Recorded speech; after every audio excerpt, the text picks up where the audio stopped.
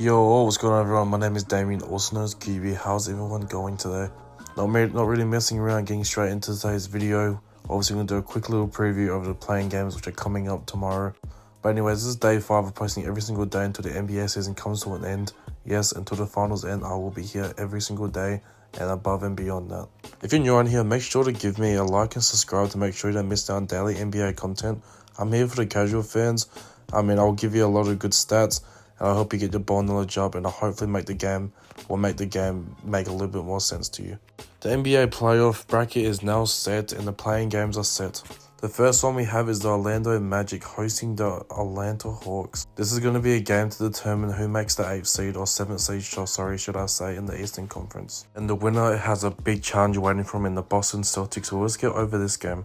The Atlanta Hawks have had a pretty mid-season, just like they've had been the last 3 to 4 seasons now. Finishing the season quite strongly actually with 40 wins and 42 losses to round out the 2024-25 regular season. The opponent on the other hand finished exactly at 500, even record 41 wins and 41 losses in the Orlando Magic.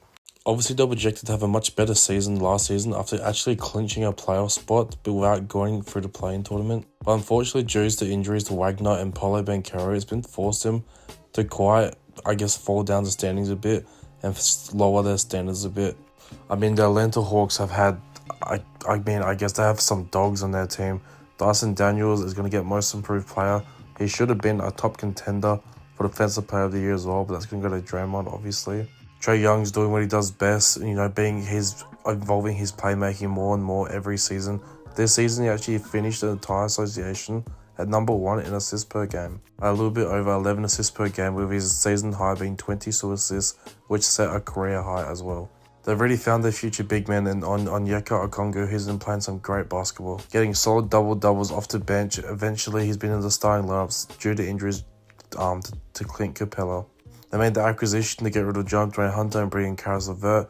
Caris LeVert is just a great role player no matter what team he's on, and he's been doing it great so far for the Atlanta Hawks. I can't wait to see what his game plan or what his role is going to be in this playing game coming up tomorrow. Just unfortunate Jalen Johnson missed half the season. Is obviously going to miss the rest of the season. Won't be back to next season. It's just such a bummer because he was playing great basketball.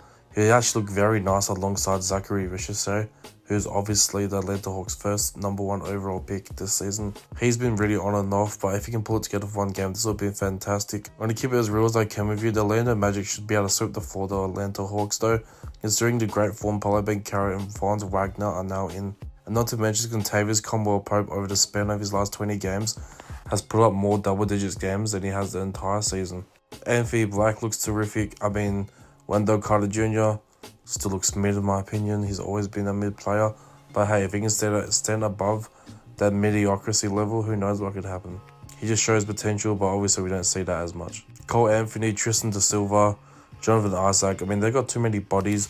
They're a massive team when it comes to wing players, and obviously they have a good backup center.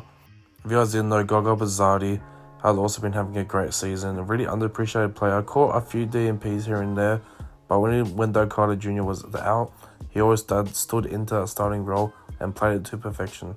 But I think the Atlanta Hawks, or should I say the Orlando Magic, are going to use their size and physicality to their strengths just to expose the Atlanta Hawks' weakness, and therefore I have them winning this game. But please let me know what you think about that in the description down below.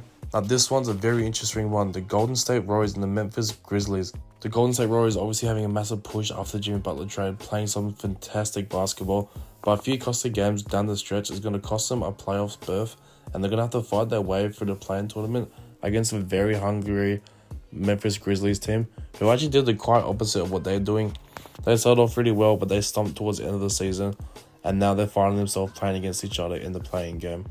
All I'm going to say is the Golden State Warriors better come in here and take care of business. You want to give the Memphis Grizzlies any sign of hope because they will attack and they will take advantage of it.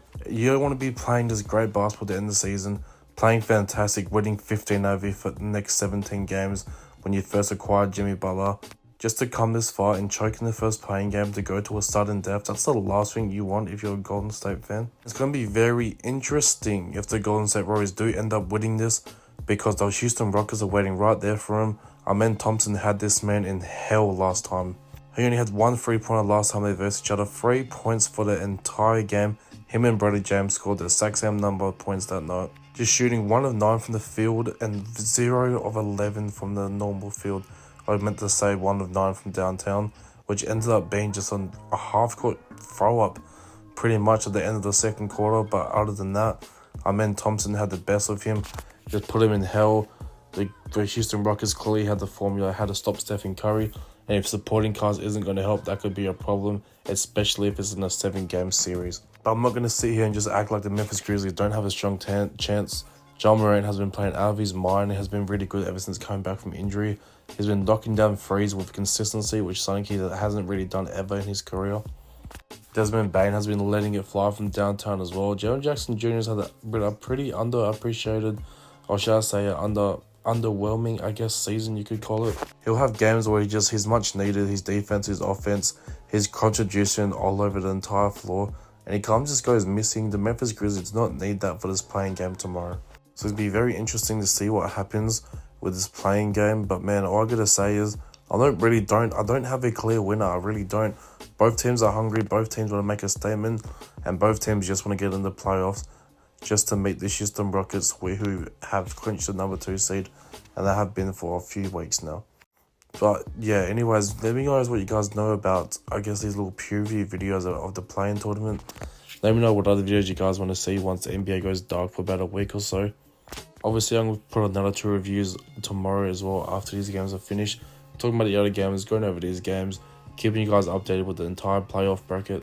But yeah, I appreciate love and support. This has been your boy QB, and I'll see y'all tomorrow. Peace.